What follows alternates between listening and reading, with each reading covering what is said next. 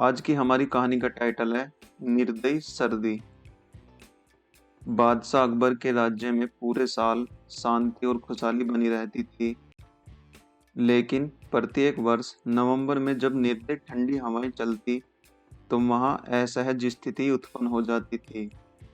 गरीब प्रजा जिनके पास ठीक से रहने के लिए घर नहीं थे, वे गलियों में ठिठुरने के लिए मजबूर हो जाते थे। उनके पास कड़कड़ाती ठंड से बचने के लिए कुछ उपाय नहीं था। एक शाम बादशाह अकबर ने प्रजा का हालचाल जानने के लिए राज्य का दौरा करने का निश्चय किया। उन्होंने बीरबल को बुलाया और कहा, बीरबल, मैं अपने राज्य की प्रजा का सुख दुख जानने के लिए उनके बीच जाना चाहता हूँ। मैं चाहता हूँ कि तुम भी मेरे साथ चलो। बीरबल ने जवाब दिया, जहाँपनाह, मैं आपके साथ अवश्य चलूंगा। अकबर ने ठंड से बचने के लिए कई गर्म कपड़े पहने। बीरबल ने भी गर्म जैकेट पहना। इसके पश्चात वे नगर में घूमने के लिए निकले। बाहर बहुत भयंकर ठंड थी। गर्म कपड़े पहनने के बावजूद वे सर्दी का अनुभव कर रहे थे। शीघ्र ही वे दोनों कुछ लोगों की भीड़ के निकट पहुंच गए, जो भिखमंगे जैसे दिखाई दे रहे थे, जिनके पास रहने की कोई जगह नहीं थी। सभी ने नामात्र कपड़े पहन रखे थे और ठंड के मारे कांप भी रहे थे। उनके सामने बहुत कम आग थी।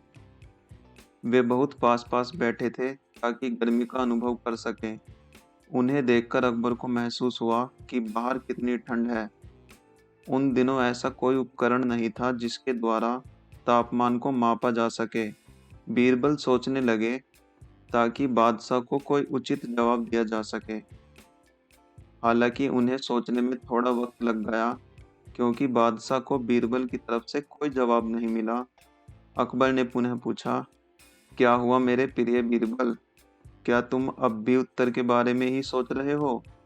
मुझे बताओ, यहाँ कितनी ठंड है? अचानक बीरबल की आंखें आग के निकट बैठे कुछ भिखारियों के ऊपर पड़ी।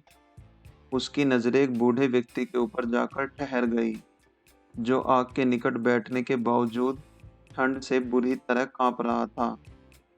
बीरबल की निगाहें उस बूढ़े व्यक्ति के हाथों पर टिकी थी। बूढ़े आदमी को इतनी ठंड लग रही थी कि उसने अपनी दोनों मुट्ठियां बंद कर रखी थी। यह देखकर बीरबल ने जान लिया कि उसे सही जवाब मिल गया है। वह अकबर की ओर मुड़कर बोला, मेरे आका, अब मैं आपको बता सकता हूँ कि यहाँ कितनी ठंड है। अकबर ने कहा, हाँ, मुझे बताओ, कितनी ठंड है? बीरबल ने जवाब दिया, 2 मुट्ठी भर ठंड है। अकबर ने आश्चर्य से पूछा। बीरबल ने ठंड से कांप रहे बूढ़े आदमी की तरफ इशारा करते हुए अकबर को दिखाया।